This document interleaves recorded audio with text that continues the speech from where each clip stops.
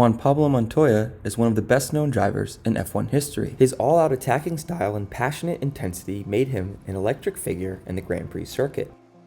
Like all F1 drivers, Juan started karting as a kid in Colombia. Although I'm not exactly sure where the money came from, Juan's family was well off. However, this generational wealth did nothing to blunt his competitive spirit and desire to win.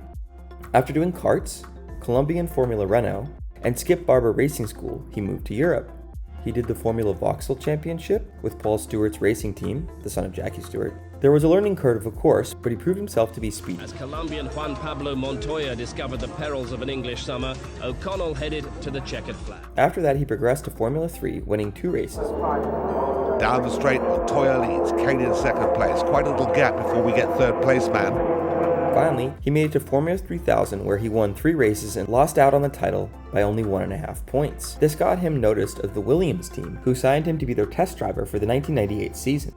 98 proved to be a busy season, with him test driving for Williams and getting more reps in Formula 3000, for which Williams sponsored him.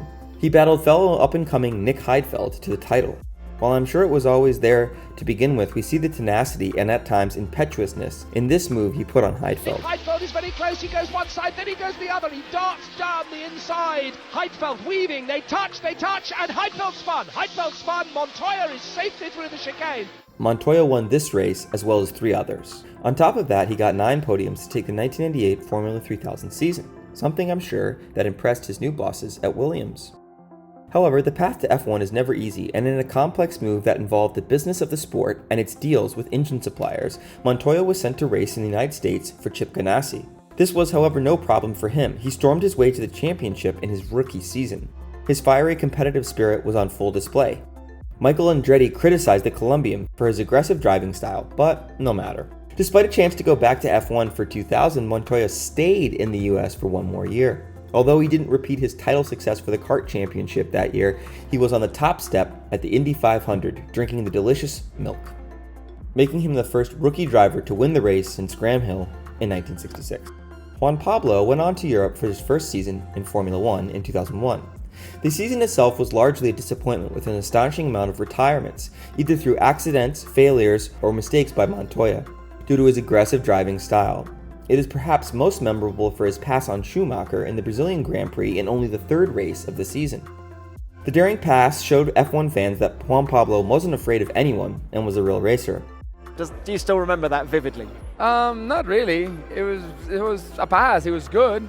It came out really good. It looks really good. We made good TV, you know. It was fun. You know, we had a good car and BMW had really strong engines. This began what many fans saw as a long rivalry between him and Michael. Montoya also spoke about how he had to earn the trust of the team and the engineers in order to set up the car in his way.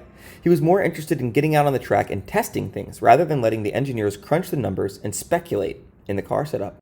What I appreciate about Montoya is his more relaxed but determined attitude. He wanted to win and was not going to let the aura of Michael Schumacher stop him.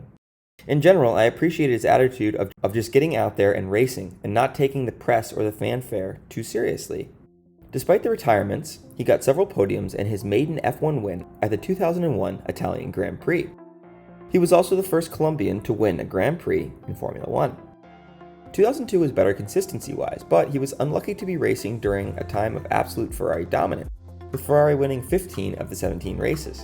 Montoya, however, got 7 pole positions, had several fiery clashes with Schumacher during the season. Again, Montoya finished 3rd in the driver standings that year. Pretty impressive considering he went the whole season without a victory. 2003 was perhaps his best year in F1, getting 7 podiums and 2 victories. The most special victory was of course Monaco, becoming only the second person behind Graham Hill to win both the Indy 500 and the Monaco Grand Prix. Winning in Monaco is extremely challenging, and even for the people who never won a World Drivers' title, it is one of the next best things. His second victory in Germany that year saw him beat hometown hero Michael Schumacher and his teammate Ralph. He earned pole, fastest lap, and finally the race win. Additionally, Montoya and the team had fine-tuned the car with only 3 retirements that season and only 1 finish outside the top 10. He was even a title contender for a while, until he crashed with Rubens Barrichello at the United States Grand Prix, causing him a penalty. This effectively ended his title hopes, and as such, he once again finished in 3rd place. 2004 was not the best season for Juan Pablo Montoya. He was leaving for McLaren in 2005, and it caused drama in the team. His biggest bright spot was setting the lap record at Monza, which stood for 14 years. 2004 also produced a tense moment with Michael Schumacher. At the San Marino Grand Prix, it appeared that Schumacher pushed Montoya off the track when he was trying to pass. Of course, Schumacher denied this, but it made for a funny post-race press conference. Attack on the outside at braking, but then going around the corner, for me it was... First of all, I didn't see him, but second, outside around the corner, you usually lose ground, so I didn't really expect him to be there anymore.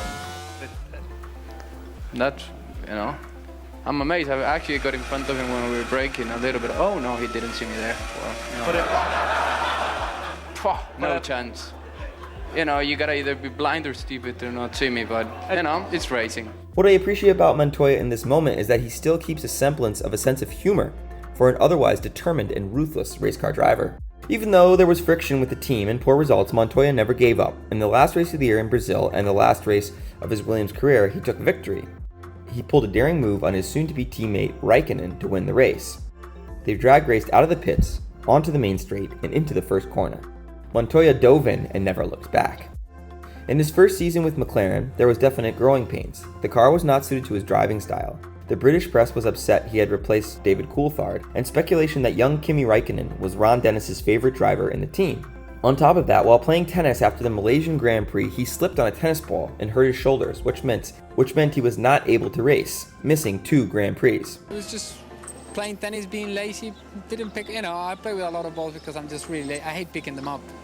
And, if it's in the middle of the car, you pick it up, but in a corner, I thought, what's the chances? You never do it. Well, at least I don't do it. And I'm running across the court into the floor, and that was it. Even though things got off to a rocky start, he won his most ever Grand Prix in a season with 3. More than that, his title contending days at Williams. He pulled off his first victory with McLaren, beating his teammate who finished 3rd at the British Grand Prix, which of course, for the English-based team, was a huge moment. He then won the Italian Grand Prix and the Brazilian Grand Prix.